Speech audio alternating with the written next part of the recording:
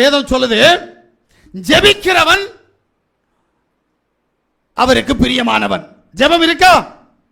விசுவாச ஜெபம்னு ஒரு ஜெபம் இருக்கு. ஆமென். இரண்டாவது ஊக்கமான ஜெபம்னு ஒரு ஜெபம் இருக்கு.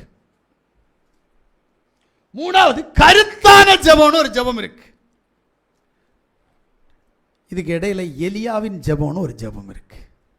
அந்த ஜெபத்தினுடைய வல்லமை வேற. நீ இப்ப எந்த ஜெபத்தை ஜெபம் எடுக்கிற?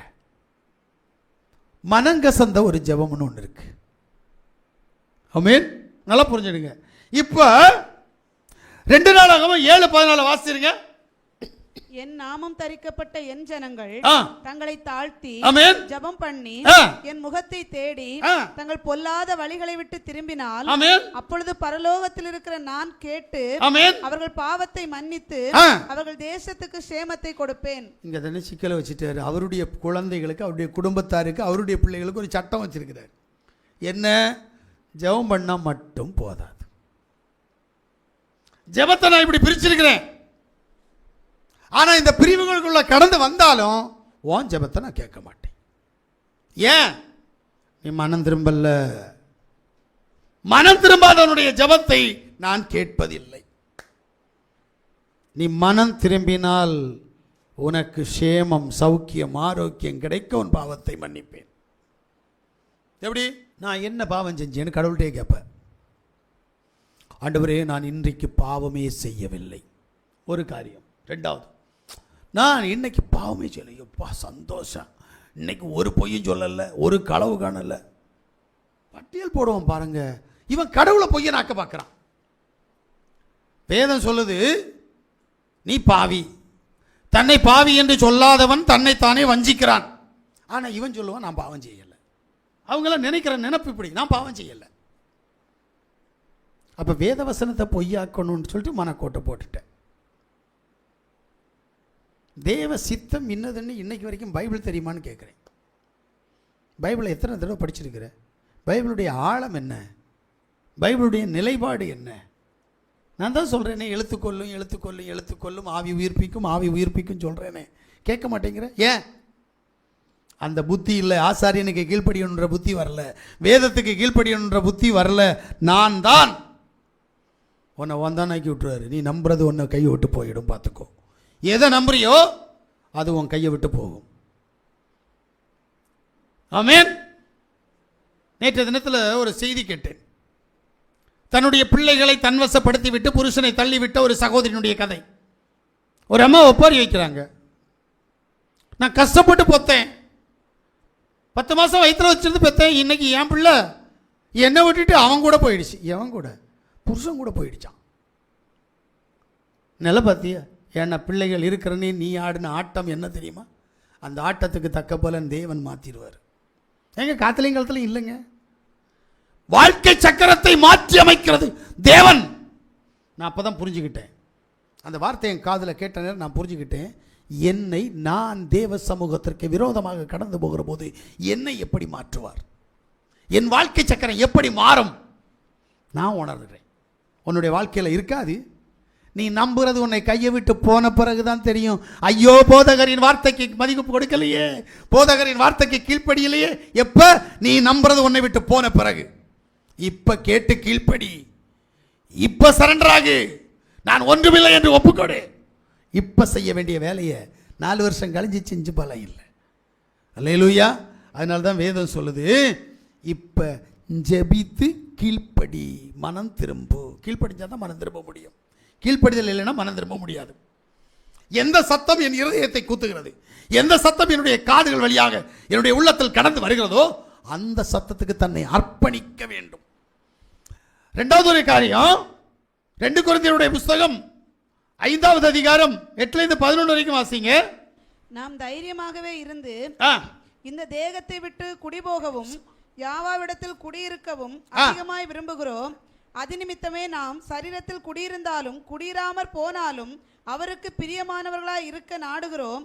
ஏனென்றால் சரீரத்தில் அவனவன் செய்த நன்மைக்காவது தீமைக்காவது தக்க பலனை அடையும்படிக்கு நாம் எல்லாரும் மேசியாவின் நியாயாசனத்திற்கு முன்பாக வெளிப்பட வேண்டும். அல்லேலூயா. இங்க ஒரு காரியத்தை சொல்றாரு. நீ சரீரத்தில் இருக்கிற, நீ ஒன்றும் ஆவியில் இல்லை. இங்க சரீரத்தில் இருந்து நீ செய்கிற நன்மைக்கும் தீமைக்கும் தக்க பலனை அடைய போற. அதனால நன்மையை மட்டும் செய். எத்தனை பேர் நன்மை செய்கிறோம்? ஏழைக்கு இறங்குடான்னா எத்தனை பேர் ஏழைக்கு வீட்டில் இறங்கி இறங்கி சேர்த்துக்கிறீன்னு எனக்கு தெரியல.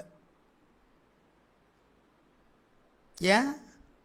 கடவுள் எனக்கு தந்தார், என் பொண்டாட்டிக்கு தந்தார், என் மாப்பிள்ளைக்கு தந்தார், என் பிள்ளைக்கு தந்தார். எங்க தேவன் கேட்கறத கொடுக்கல அப்படின்னா செலவை தானா தந்துருவார். நான் படித்த பாடம் அதுதான். அவருக்கு கொடுக்க வேண்டியதில் ஏதாவது ஒரு பைசாவை மாற்றின ஒன்று இன்னொரு இடத்துல செலவு பண்ண வச்சுருவார். ஏன்? அவருடைய பணத்தை திருடுற 5 பங்கு சேர்த்து கொடுக்கணும், அதுவும் கொடுக்க போக்கில்லை. அப்போ என்ன செய்வார்? நம்மகிட்டேருந்து அவர் இன்னொருத்தனை கொடுக்க வைப்பார். நல்லவன் சம்பாதிச்சு நாரவனை தின்ன வச்சுருவார். அதில் உஷாராக இருங்க. இங்கே நன்மை செய்ய சொல்றார். நாம் தைரியமாகவே இருந்து இந்த தேகத்தை விட்டு குடிபோகவும், நல்ல கேளுங்க, இந்த தேகத்தை விட்டு குடிபோகவும், யாவாவிடத்தில் குடியிருக்கவும் அதிகமாய் விரும்புகிறோம். எங்க விரும்புகிறோம்?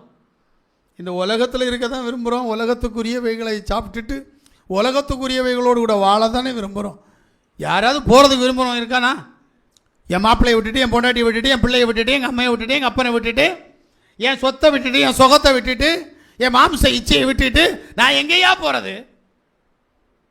இங்கே ஒரு கேள்விக்குறி இருக்கு. என்ன பண்றது? ஆனா தேவன் விரும்புறார். அது நிமித்தமே ஆமென், நாம் சரீரத்தில் குடியிருந்தாலும் குடியிராமற் போனாலும் அவருக்கு பிரியமானவர்களாய் இருக்க நாடுகிறோம். இப்ப தேவன் உன்னிடத்துல விரும்புறது, இந்த தேகத்தில் இருக்கிறியோ இல்லையோ, உன் வாழ்க்கை அவருக்கு பிரியமாக இருக்கணும்.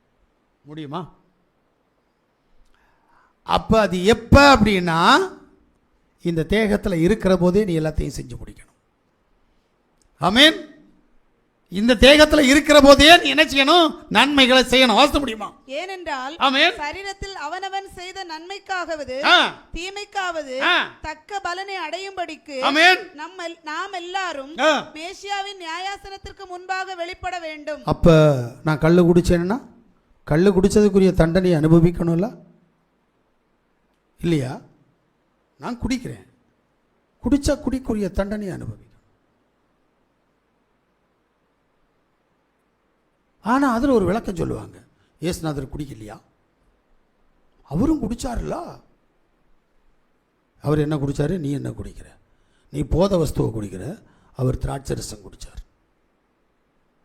அது மதுபானம் அல்ல, இது மதுபானம். ஆமென். யோசிங்க, நீ எதுக்கு குடிக்கிற? 3 மணி நேரம் சுகத்துக்கு குடிக்கிற. 3 மணி நேரம் சுகம் முடிஞ்ச பிறகு பழைய சம்பவம் தெரியுமா தெரியாதா? வருமா வராதா? அப்புறம் நாள் ஃபுல்லாக குடிச்சிட்டு பணம் இருக்கா? ஒன்றையவே விற்று தான் குடிக்கணும். அப்போ அது ஒரு நிரந்தரம் அல்ல. அதே மாதிரி பாவம் ஒருத்தருக்கு நிரந்தரம் அல்ல. 24 மணி நேரம் பாவம் செய்ய முடியாது. ஆமென். சந்தர்ப்பம் கிடைக்கிற நேரம் தானே பாவம் செய்கிறேன், அந்த சந்தர்ப்பத்தையும் வெறுத்துறேன். பிரைஸ். தேவன் அதைத்தானையா விரும்புகிறாரு, அந்த சந்தர்ப்பத்தை வெறுத்துருன்றாரு. ஆனால் நம்ம வெறுக்க மாட்டேங்கிறோம். அதான் சொல்கிறேன். அப்போ நன்மையை செஞ்சு பழகு, சந்தர்ப்பம் தானா வரும். எல்லாம் அடிபட்டு போயிடும். உனக்கு நன்மை செய்கிறதுக்கே நேரம் இல்லாமல் போயிடும். ஆமென். ஓடுறியா? இப்போ நன்மை செய்ய ஓடுவோமா? ஏன்னா வேதம் சொல்லுது, நன்மை செய்வது தேவனுக்கு பிரியம், அவருடைய சித்தம். ஆனால் நம்ம நன்மை செய்ய மாட்டேங்க. அதனால தான் பாவம் நம்ம வீட்டு வாசலில் படுத்திருக்கிறது.